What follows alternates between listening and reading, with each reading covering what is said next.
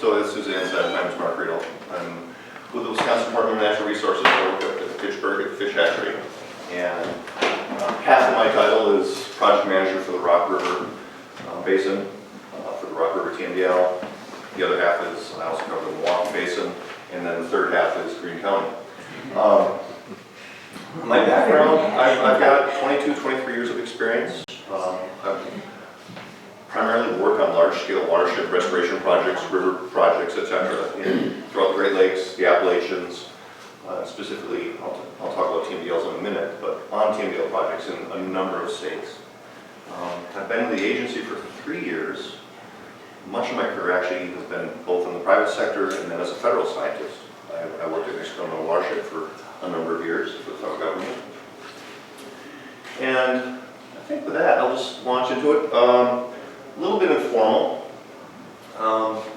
Just a brief background on the Clean Water Act for folks who aren't familiar. So the Clean Water Act is a federal law. And it mandates that each state develop water quality standards and water quality criteria for the waters in their state. And then states have to go out and over a period of years, they have to inventory all of the waters. So there's a lot of waters, we can't do them all in 1 year. So the way the law is written is every 2 years we have to update a list. We have, if the water's not meeting the standards, its uses are impaired, and so we add that to what's called an impaired waters list. And so the 2016 list has just come out, and there's been some, I just want to clear some stuff up. People say, oh, all these waters have been added to the impaired waters list, Wisconsin's failing. Well, we're going to continue to add waters to the impaired waters list because we've only started doing this, I think we're on our third iteration, fourth iteration of our impaired waters list. And so we're going out over time, working with our biologists, working with communities, working with groups like the Rock River Coalition, inventorying all the waters in the state, literally all of the rivers, all of the streams, all of the lakes, and we have to determine whether or not they're meeting their designated uses. So it takes a while, so we will continue to add waters to the impaired waters list. We're also removing waters from the impaired waters list. At this point, we're adding more than we're removing, but adding a water to the impaired waters list is not a bad thing, and that's important. Actually, adding a water to the impaired waters list is like going to the doctor and getting your cholesterol checked. And we can live in denial, and I can say I'm eating as many donuts as I want, and and not worry about my diet. But it's good to know where we're at, and that's what the impaired waters list helps tell us. It helps tell us what a lot of people actually already know in some cases. And then once we have determined that a water is impaired, we have to develop a TMDL, total maximum daily load, and I'll talk more about that in a minute. So for the Rock River Basin, the TMDL program covers the entire Rock River Basin, so there's lots of lakes, lots of rivers, lots of streams. So what are the impaired waters that we have? So these are waters that do not provide the designated uses. This is important. The Clean Water Act is about designated uses. It's not about phosphorus concentrations. It's not about the amount of dissolved oxygen. It's not about the amount of total suspended solids. It's about the designated uses. What are the fish communities? Is it a warm water fishery, cool water fishery, or cold water fishery? Is that fishery healthy? That's how we determine if the water is impaired. And so we use something like the statewide phosphorus criteria as a tool to help us get there. But the Clean Water Act is about restoring designated uses. At the end of the day, that's what we have to do. We don't have to make a water meet a phosphorus level or a TSS level or a DO level. We have to make sure we're providing these designated uses to our society. Also things like swimmable, aquatic ecology, health of the aquatic ecosystem. And there can be other these are some of the more common ones, but there can be other designated uses as well. So what are these things? I keep talking about TMDLs, total maximum daily load. And so it's our diet, it's our nutrition program. It's a prescription. And, I guess there's a later in here. I just have bad aim. But it's a prescription. And so we have to look at our waters, and we say, every water has the capability to take in a certain amount of pollution. Just like I can eat a certain number of donuts, a certain amount of bad diet, and I'll get away with it, and my body will assimilate it. We call it assimilative capacity. See here. And waters are the same way. And so we can have some sediment, some phosphorus, and other things in the water, and it's fine. In fact, our rivers need some sediment. Our rivers need some phosphorus. So do our lakes. The question is, when does it become too much that they become sick? And so we have to look at the sources of pollutants to our impaired waters. The Clean Water Act says that. Identify the sources of pollutants. And we break them down into what we call load allocation. and this is runoff. We often think of agricultural lands, but it's also runoff from small cities, under 10,000, forestry, activities like that, dispersed pollution, and then the waste load allocation, or what we call point source. And that's something that comes from the end of the pipe. And then we also include something called the margin of safety. But at the end of the day, the TMDL is a prescription to restore the designated uses of the water. That is our end goal. That gives us a point on the map. There's many different routes to get there, just like there's many different routes in a trip. And that's what we figure out as a society. We sit down as a society and we figure out what's the best routes for us to get to our TMDL goals. What's the best route for point sources? If a facility is facing a multi-million-dollar upgrade and they only have 300 ratepayers, which is true for a lot of our small communities in Wisconsin, are we going to wipe that community off the map? No, of course not. So how do we address a challenge like that? Similarly with stormwater, similarly with non-point. How do we address these challenges as a society? We spent 150 years building a society together. We didn't pay much attention to a lot of these things before. We weren't worried about them. And we can't just undo it overnight. So there's a lot of inertia from the way that we built our society over the last 150 years. So implementing the TMDLs requires everybody in the basin to talk together, to work together, to figure out how we're going to move forward to meet these goals. Examples of point source pollution include stormwater from larger cities. So these are cities over 10,000, and this is updated every census, so every 10 years. And so they get what's called an MS4 permit. That stands for a municipal separate storm sewer system. That will be on the test at the end, so write it down. CAFOs, confined animal feeding operations. So you're feeding all your animals under a roof, they're confined. We often think of dairies, and certainly we have dairies. We also have a lot of hog CAFOs in the state. We have a lot of poultry CAFOs, both chicken and turkey. We have a couple of large pink CAFOs. Anytime that you have to be, there's different categories for CAFOs. The ones that we usually think are what we call large CAFOs, which is over 1,000 animal units. What's an animal unit? It's a way to essentially compute how much nutrients are going into the animal and how much recycled nutrients are coming out. So for milking cows, we're typically looking at about 900. Is equal to 1,000 animal units. Don't ask me about the main side. Somebody did DNR, I can get you the answer if you really want to know. Wastewater, both private and public. So we all flush the toilet, we all use the shower, we're all in this together, we're all part of this. And so certainly wastewater. And then industry, this is one that a lot of us don't think about. But when we turn the lights on, we expect power to be there. And almost all of our power requires steam generation. And a lot of facilities add phosphorus as an antifouling agent that gets discharged into our receiving waters.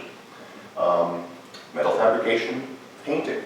A lot of painting industries have to add phosphates to process water. And that gets discharged. We have, in the Rock River Basin, we have approximately 90 wastewater treatment plants. We've got about 35 permitted industries, and then we have a number of other industries that actually discharge to a treatment plant. The permitted industries, they discharge into the river. Non-point sources, I mentioned this. Obviously, agricultural runoff, this is something that we all think about. It's also stormwater from small communities, under 10,000. So that's considered non-point pollution in that case.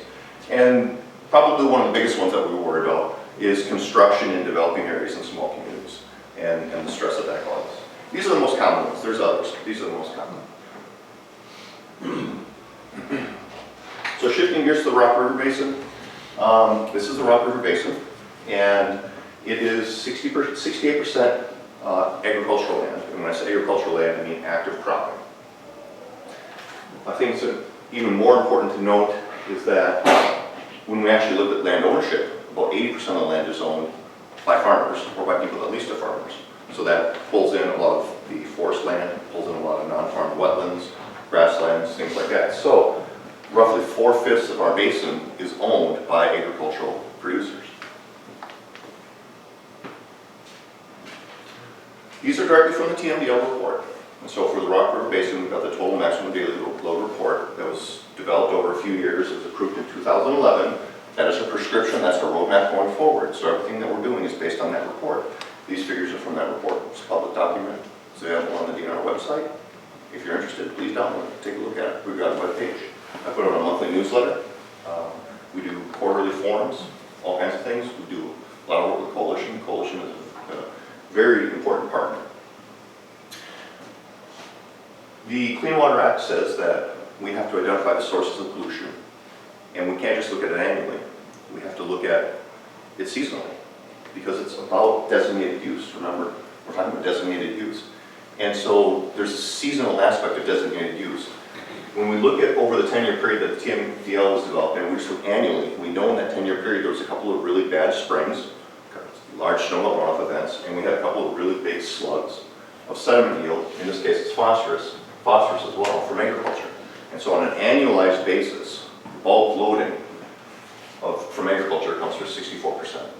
So if we look on an annualized basis over that 10-year period, why do we choose that 10-year period? Because it's representative of the period of record as far back as we can tell. So when we develop a TMDL, we have to use representative time periods.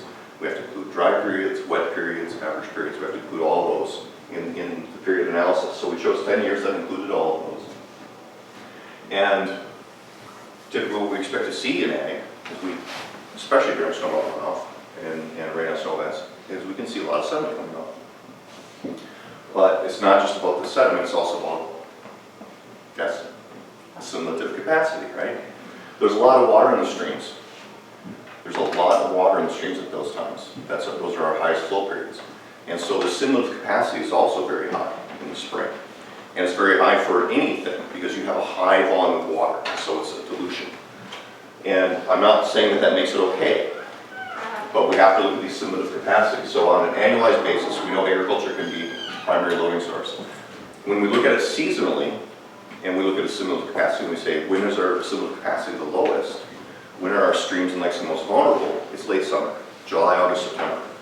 Water levels are lowest, temperatures are highest, so we can't hold much oxygen in the water. There's a lot of reasons that our fishes and our ecosystems are under stress. During those time periods, we're generating very little runoff from agricultural lands. The vast majority of our phosphorus load is coming from industry. And think about it, late summer, what are we doing? We're running air conditioning all the time. Our power plants are operating at their highest rates for those 3 months. Electricity demand is very high. And so we're generating a lot of soluble phosphorus that's going right into the creeks, right into the streams. We also tend to have an annual production cycle for a lot of our industries. And so when we look at a seasonal basis, when our assimilative capacity is lowest, we see that our point sources play a role. The take-home message is that these slices of pie, of the sizes and shapes, are just a reflection of the society that we built. We built the society with our dollars. That's how we vote. We think we go to the polling places and we vote, but the fact is we vote with our dollars. We built the society, and the society is reflective of what we asked for. Whether we like it or not, this is the society that we've all built collectively as a basin. And so to get ourselves out of this pickle, we all have to say, hey, we need to change our priorities.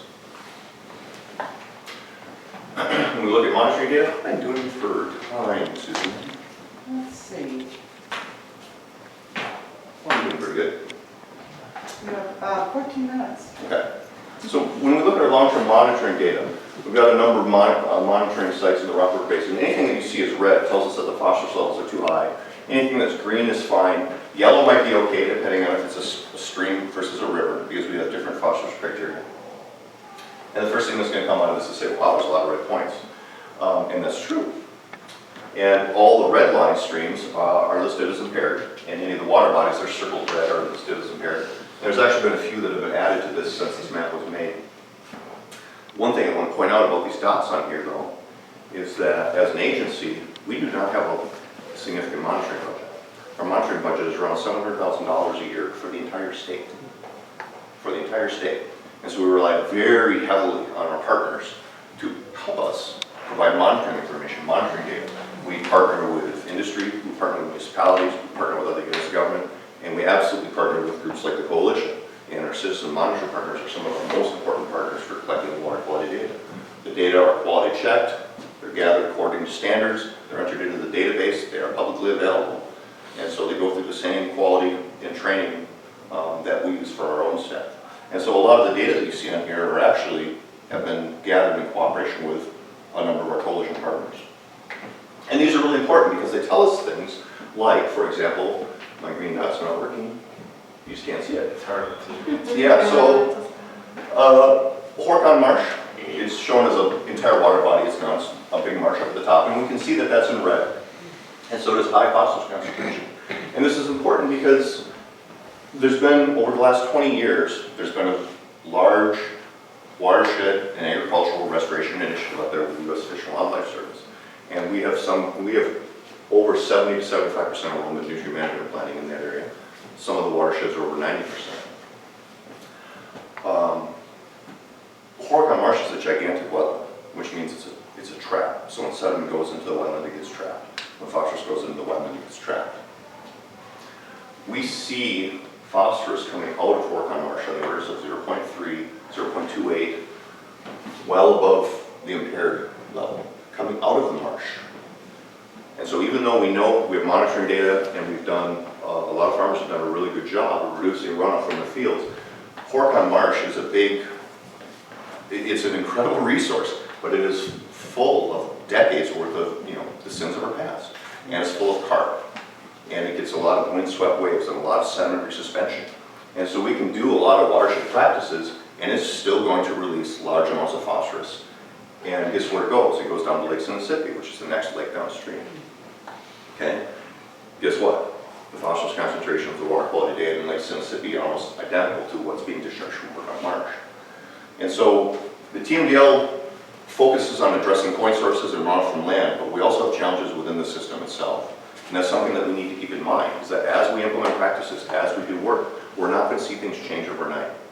Because like I said, it took us 150 years to build this mess, and taking it apart is going to take a while. So we've got this big ship that was heading towards impaired waters, and is in impaired waters, and we said we don't like the course of that ship.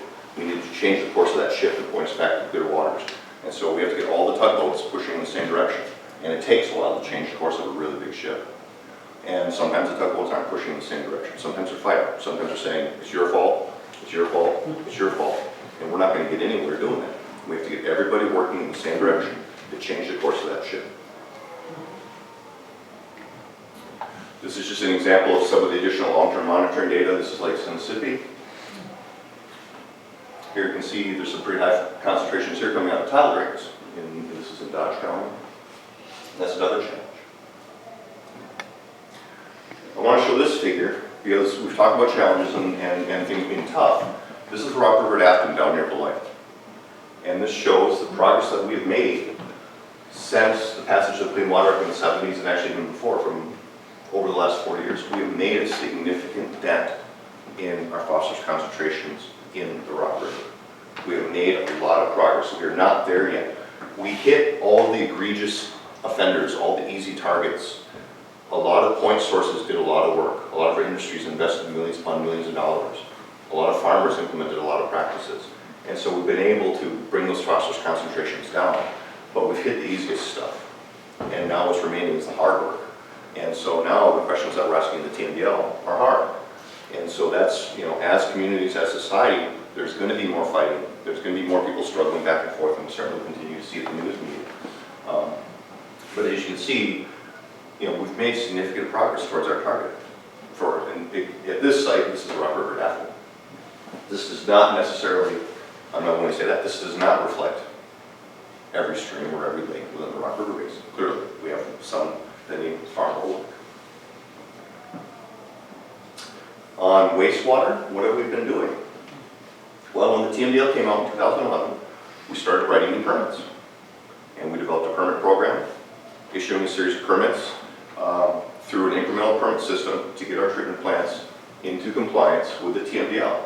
And as of actually a year ago, we completed roughly 2/3. Those were all the permits that were timed. And this year, we're finishing, in probably by early of 2017, we'll have 100% of our wastewater permits written with TMDL limits. And so that's the first phase. Let me back up. That's the first phase. It's an incremental of TMDL limits. There's 3 to 4 permit terms. Each permit term is 5 years. Similarly with our municipalities, we're in the process now of rolling out TMDL limits and working on TMDL programs with the municipalities, the stormwater permit program. I want to throw this figure up because it shows the Rock River Basin. 4 years ago, we wouldn't have even had this figure. 5 years ago, we wouldn't have even had this figure. when we look at something like the Rock River Basin, we say, how are we going to get ourselves out of this mess? We're not going to do it overnight. We're not necessarily doing this work for ourselves here today. We're doing it for our kids and our grandkids, right? But we do it one bite at a time. And so the Rock River Basin is a large basin, and it's made up of a lot of watersheds. It's a puzzle. And so each watershed is a puzzle piece. And so watershed by watershed by watershed, we're going to be doing projects. Facility by facility, we're going to be doing projects. And the TMDL gives us that picture in the future of where we want to be. So right now, when we look at the Rock River Basin, just in a matter of a few years, we now have farmer-led initiatives or significant farmer non-point task forces working in the Rock River Basin, either on their own or in partnership with permit holders through watershed permitting to implement non-point practices, as well as addressing point sources. Pardon me. So the take-home messages that I have for you, I guess, number one is throwing this together. And the throwing of sticks and stones at each other only gives black eyes. And that is not going to build us the future that we want. We need to understand that the questions are going to be difficult. It's not going to happen overnight. But we have to work together to do this, to get there. The Clean Water Act is a very important part of this. It provides us the tools that we need very clearly for point sources. We have federal authority through the Clean Water Act to directly regulate point sources. We do not have that for non-point. Agriculture, in the original drafting of the Clean Water Act, agricultural non-point runoff was exempted from direct federal intervention. So we do not have direct federal authority. And so we have a number of authorities at the state level on how we have to address non-point issues, non-point practices, agricultural issues. Reasonable assurance, this is really important. And this is one of the things that I always talk with our communities about and I talk with our farmers about. The DNR, we are the state federal partner to implement the Clean Water Act on our behalf. When I say ours, I mean the people in this room. I'm a public employee. I work for everybody in this room. I work for everybody in the basin. As that state federal partner, we get to make the decisions about how we're going to meet those TMDL targets. And so we get to address those challenges ourselves. And it's a good position to be in because some states that do not make that progress, they have that authority stripped away from them. And then those decisions are made by the federal government, irrespective of some of the local concerns. And so in order to make sure that we keep that local control, we have to maintain this reasonable assurance. And we're in the process of drafting something called the TMDL implementation plan. There's no legal requirement for it, but that's what we've chosen to do as a state. We draft implementation plans for all of our TMDLs. It's a public document. There's been about a 2.5 to 3 year outreach process where we've been working with folks from all over the community to write this plan. And that plan is our cookbook, it's our guidebook, it's our roadmap, it's our Google Maps. We know our TMDL target. Here's our roadmap for what we're planning to get there. That's what the implementation plan is. We give that to EPA and we say, this is what we're planning on doing. And that provides reasonable assurance to them that we're going to be driving the right speed on the right roads to get to the TMDL. Designated uses, this I can't emphasize enough. Because people will say my phosphorus is too high, my phosphorus is too low, they're doing this, they're doing that. The phosphorus is important. The statewide phosphorus criteria is very important.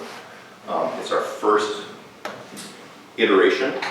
It's a broad brush. It's one set of phosphorus criteria across the entire state. We recognize that there are going to be some that meet that, some that don't.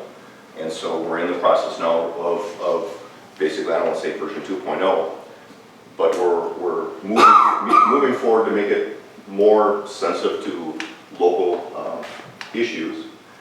But we know that just meeting the phosphorus criteria is not enough.